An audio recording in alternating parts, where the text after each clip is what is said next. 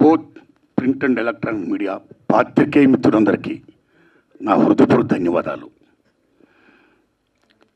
వారు ప్రెస్ మీట్ను కూడా కాసేపు ఆపి నాకు ఇచ్చినటువంటి సురేష్ గారికి, నాకు ఈ హెల్ప్ చేసినటువంటి సతీష్ గారికి, నాయకులు లక్ష్మణ్ గారికి, మీ అందరికీ నా నమస్కారాలు. మిత్రులారా, ముందుగా ఎన్నో ఏళ్లుగా ఎదురు చూస్తున్నటువంటి ప్రభుత్వ అవార్డులు, నంది అవార్డులు, ఇవాళ తెలంగాణలో గద్దర్ ప్రజాయుద్ధం ఒక గద్దర్ అవార్డుల పేరిట సీఎం రేవంత్ రెడ్డి గారి గవర్నమెంట్ ప్రకటించడం మామూలు ఆనందం కాదు, వెరీ వెరీ హ్యాపీ. అంటే ఇండస్ట్రీ యొక్క ఉనికిని గుర్తించి గౌరవించినందుకు సీఎం రేవంత్ రెడ్డి గారికి, వారి టీంకి నా నమస్కారాలు. అలాగే జాతీయ అవార్డు గ్రహీతలకి, పైడి సురేష్ గారు, జయరాజ్ గారి అవార్డులకి, కాంతారా గారి అవార్డుకి, అవార్డు గ్రహీతలందరూ కూడా ధన్యవాదాలు చెప్తున్నా.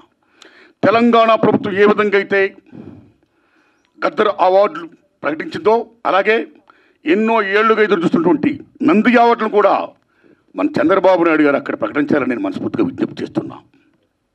ఇక ముఖ్యంగా నేను మీ పాత్రికేయ మిత్రులందరినీ ఎందుకు పిలిచానంటే, ఎందుకు విజ్ఞప్తి చేశానంటే, రీసెంట్గా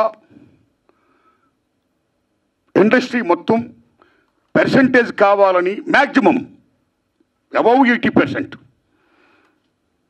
అనే ఇష్యూ మీద చర్చలు జరుపుతూ both producer council and film chamber అనేక చర్చలు జరుపుతూ కొనసాగిస్తున్న దశలో ఎప్పుడు చర్చలు ఫలప్రదం అవుతాయా, ఎప్పుడు సినిమా ఇండస్ట్రీలో పర్సంటేజ్ సిస్టమ్ వస్తుందా అని ఎదురు చూస్తే నాలాంటి సగటు నిర్మాతలందరికీ కూడా తీరని విఘాతం జరిగింది. ఈ మధ్య రీసెంట్గా ఒక విషయం ఏంటంటే, హరిహరి వీరమల్లు అనే సినిమాని ఆపడం కోసమే జూన్ 1 నుంచి బంద్ ప్రకటిస్తున్నారు పర్సంటేజ్ కానీ ఇవ్వకపోతే అనే మాట రావడం అనేది చాలా దుర్మార్గం.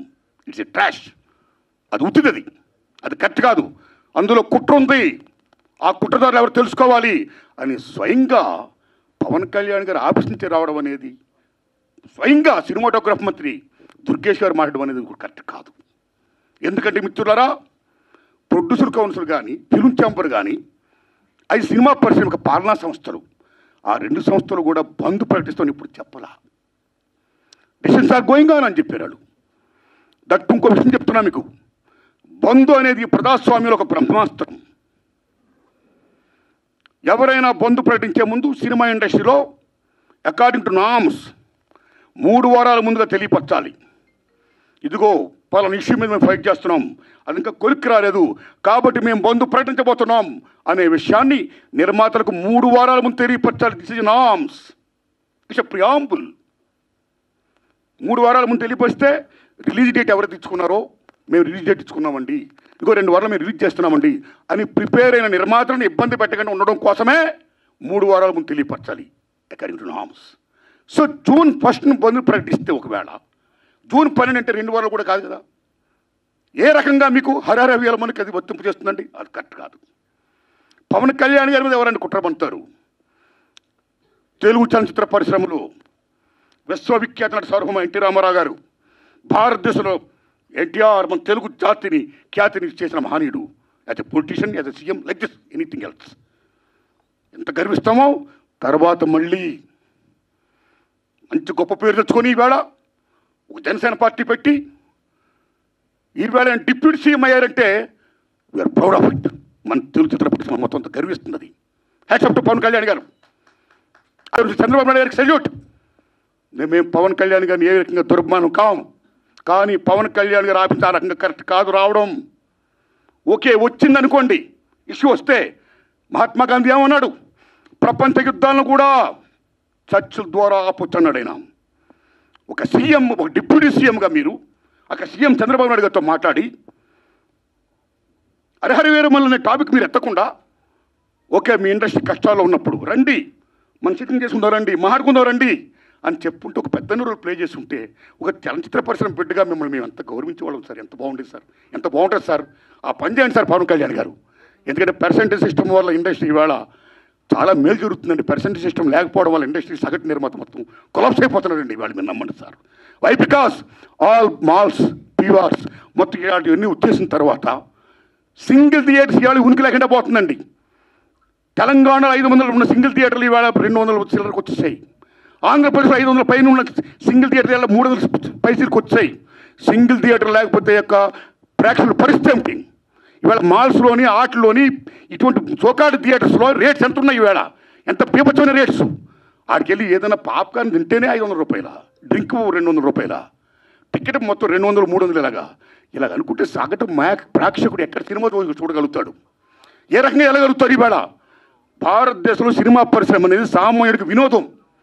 అలాంటి వినోదాన్ని సగటు మనిషికి దూరం చేస్తుంది ఇవాళ బికాస్ ఆఫ్ దీస్ పాలసీస్. కాబట్టి సింగిల్ థియేటర్ని బతికించుకోవాలి, దానికి పర్సంటేజ్ సిస్టమ్ కావాలి. ఈ పర్సంటేజ్ సిస్టమ్ అనేది ఇప్పుడు నుంచి కాదండి. నేను ఎందుకు ప్రెస్ మీట్ పెట్టానంటే since 25 years the issue is going on. ఈ పర్సంటేజ్ కావాలని కోరిన వాళ్ళు మేము కూడా ఒకటి, నేను కూడా ఒకనండి. ఆ రోజుల్లో మీరు నమ్మని మిత్రుల కిఎల్ నాన్నగారు ఉన్నప్పుడే ప్రొడ్యూసర్ కౌన్సిల్ అధ్యక్షుడిగా మేము విజ్ఞప్తి చేశాం. కాలా సి కళ్యాణ్ గారు ఉన్నప్పుడు విజ్ఞప్తి చేశాం. కాలా కిరణ్ గారు ఉన్నప్పుడు విజ్ఞప్తి చేశాం. కాలా అలాంటి దశలో మీరు నమ్మండి, ఇదే ఫిల్మ్ ఛాంబర్ ముందు టెంటలు వేశాం. అక్కడ ఓ సురేందర్ రెడ్డి గారు, ఓ నట్టి కుమార్ గారు, ఓ మోహన్ గారు, ఓ బెక్కం వేణుగోపాల్ గారు, నేను ఇంకా అనేక మందిని ఈ ఉద్యమాలు చేస్తున్నప్పుడు ఆదిశేషవరరావు గారు, తమ్మిడి భరద్వాజ్ గారు, కెఎస్ రామారావు గారు, చంద్రబాబు శ్రీనివాసరావు గారు, అచ్చిరెడ్డి గారు, కృష్ణారెడ్డి గారు పెద్ద మంది సంఘీభం ప్రకటించారు. ఎన్ని చేసినా ఏమీ కాల. వెళ్ళి స్వయంగా నేను వెళ్ళి రామారాయణ గారు రిక్వెస్ట్ చేశా, నారాయణ పర్సంటేజ్ సిస్టమ్ కావాలి, అది మంచిది, ఈ సిస్టమ్ ఉండకూడదు, రెండో సిస్టమ్ ఉండకూడదు, నేను సురేష్ బాబుతో మాట్లాడతాను, I am with you, I am with that moment అన్నాడు రామారాయణ గారు. మహానుభావుడు కీర్తిశేషులు అయ్యారు. అది ఇప్పుడు దత్తులు ఫలప్రదం కాల. ఆ తర్వాత అల్లు అరవింద్ గారిని రిక్వెస్ట్ చేశాం, నారాయణమూర్తి అందరం కలిసి చర్చించుకున్న విషయం మీద ఏది మంచిగా చేద్దామన్నాడు ఆయన. కానీ మంచి అనే పర్సంటేజ్ జరగల. మళ్ళీ సునీల్ నారాయణ గారిని రిక్వెస్ట్ చేశాం, అందరూ ఏం చెప్తా అదే మేము చేస్తామన్నాడు ఆయన. కానీ ఇది మంచి జరగల, పర్సెంట్ సిస్టమ్ ఇంప్లిమెంట్ కాలా. దిల్ రాజు గారిని రిక్వెస్ట్ చేశాం, నిజంగా దిల్ రాజు గారు నేను పర్సెంట్ సిస్టమ్కి యాక్సెప్ట్ అన్నాడు ఆయన ఆ డేస్లో. కానీ ఫలప్రదం కాలా. ఆ టైంలో అప్పుడు ఇండస్ట్రీ పెద్ద మహానుభావుడు మా గురువు దాసనారాయణ ఇంట్లో మా గురువు గారు కెఎస్ రామారావు గారు, తమ్మిడి భరద్వాజ్ గారు, నేను, సి కళ్యాణ్ గారు అందరం మీట్ అయ్యాం. మీట్ అయిన తర్వాత VNR Nageswara Rao distributor from Telangana, percentage system కావాలి, ఏ సిస్టమ్ కావాలి, ఆక్యుపేషన్ పర్సెంటేజ్ కావాలని కొందరు, 50-50 కావాలని కొందరు, ఇలా రకరకాలు మాడుతున్నప్పుడు ఇది తప్పకుండా తేలుతాం. ముందు పర్సెంటేజ్ సిస్టమ్ పెట్టాలి, రెంట్ సిస్టమ్ ఉండకూడదు, లీ సిస్టమ్ ఎత్తేయాలి అనే దాన్ని ముందు మీరు తీసుకురండి అని మేము విజ్ఞప్తి చేస్తే మా గురువు దాసనారాయణ దాన్ని యాక్సెప్ట్ చేశారు, ముందు తీసుకుని వెళ్ళారు. కానీ ఫలప్రదం కాల, ఇంప్లిమెంట్ కాల.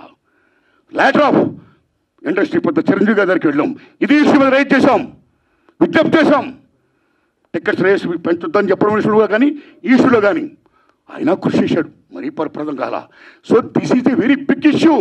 Since 25 years this percentage system is going on, the issue is going on, not clearing. అది కావాలి.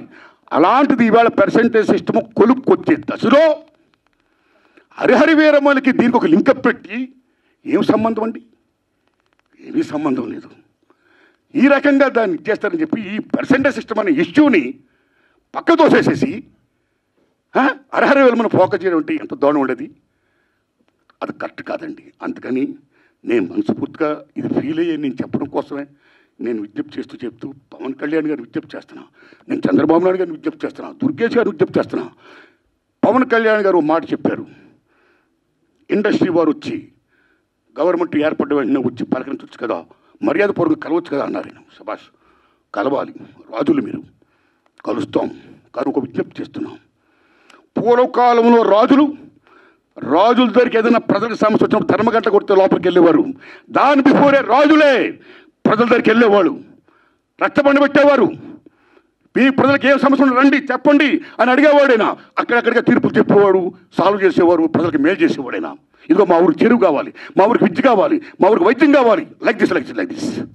అలాగా మీ మినిస్టర్లు కూడా అయిన వెంటనే ఇండస్ట్రీని పిలిచి రండి, మీకేం సమస్యలు ఉన్నాయి, నేనేం చేయాలి, మేమేం చేయాలి అని చెప్తే మేము కూడా ఎంత ఆనందపడేవాళ్ళం అండి.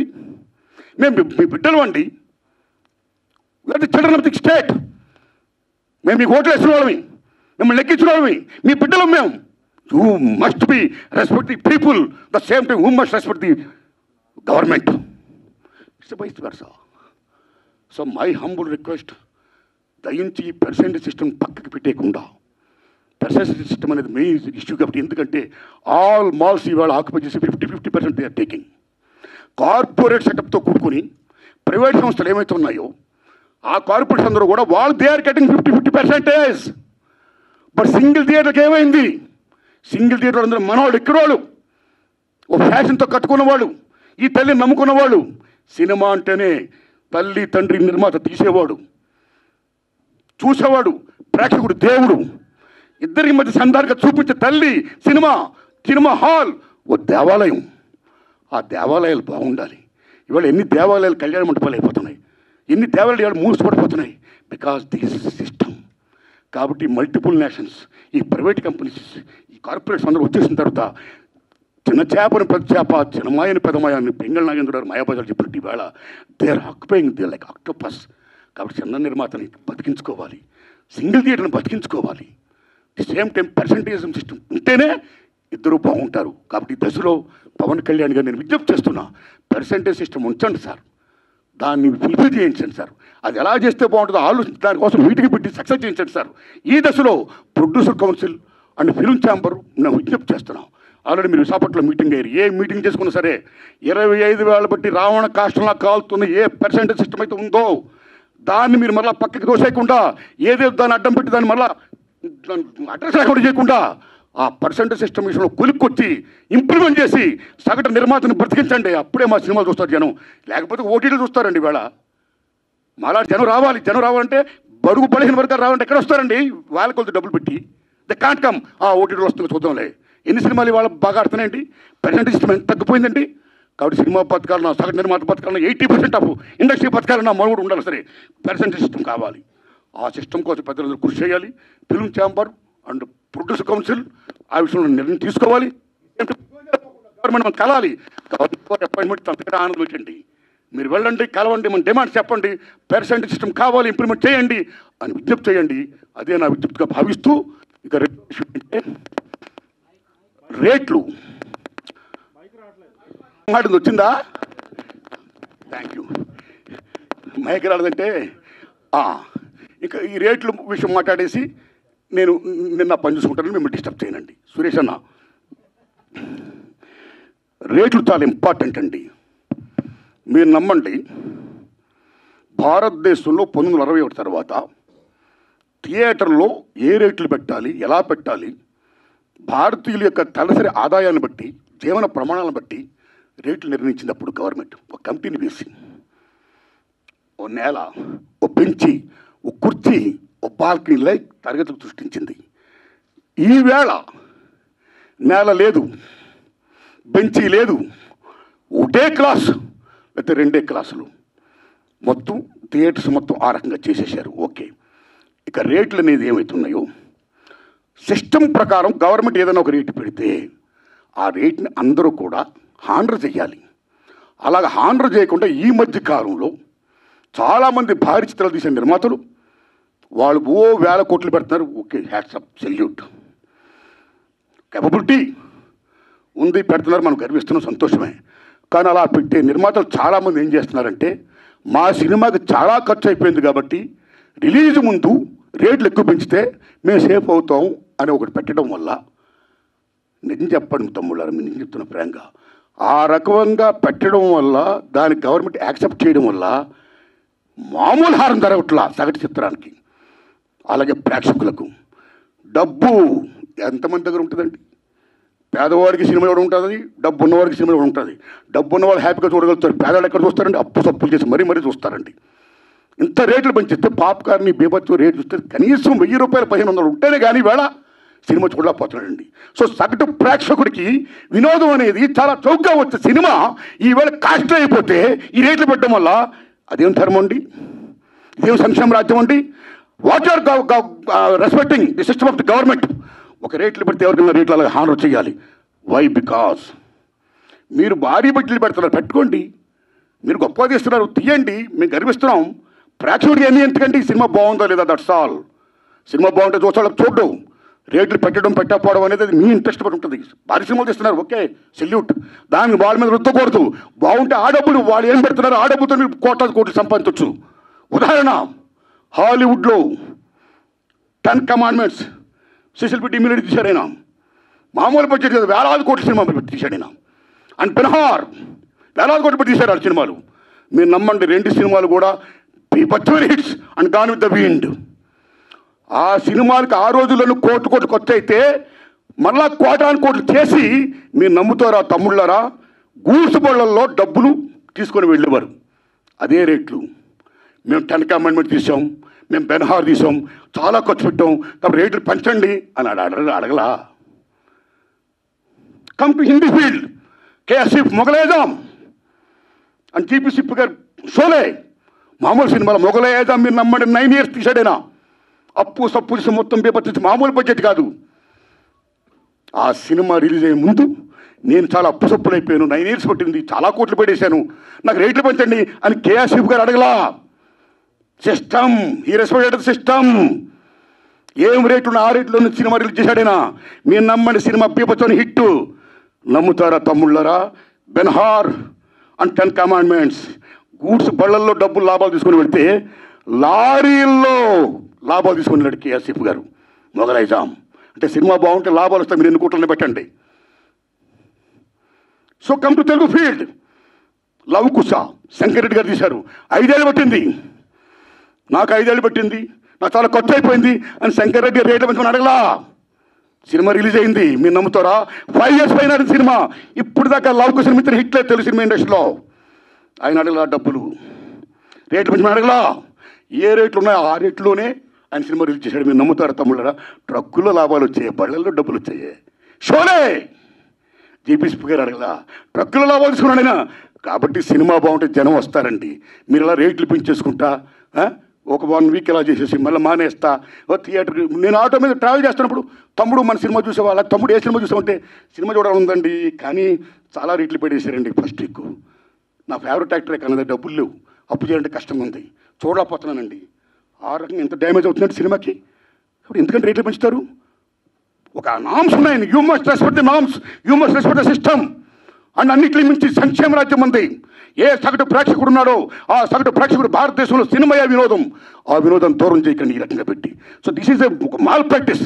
ఒక రకంగా చెప్పాలంటే దిస్ ఈజ్ నేను నమ్మండి తమ్ముళ్ళరా, ఈ భారతీయులు చేస్తున్న నిర్మాతలు, government is doing a black marketing in the name of rising the rates.